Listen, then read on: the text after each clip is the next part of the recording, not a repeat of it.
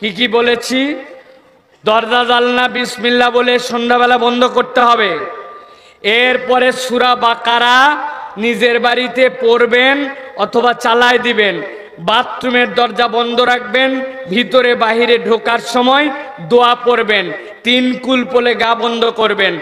আর বিসমিল্লাহিল্লাযী লা ইয়াদুররু মা ইসমিহি শাইউন ফিল আরদি ওয়ালা ফিস সামাই ওয়া হুয়াস সামিউল আলিম, এইটা পড়বেন।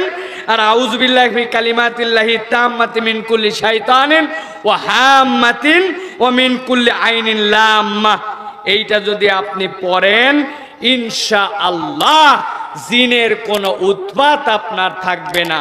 তারপরেও যদি খুবই ডিস্টার্ব করে, একটা দোয়া আছে, এই দোয়া জিনকে শেষ করে দেয়। আউযু বিল্লাহিস সামিউল আলিম মিনাশ শাইতানির রাজিম মিন হামাযাতিহি ওয়া নাফখিহি ওয়া নাফসিহি, এইটা যদি কেউ পড়ে ইনশাআল্লাহ তার জিন ডিস্টার্ব করবে না।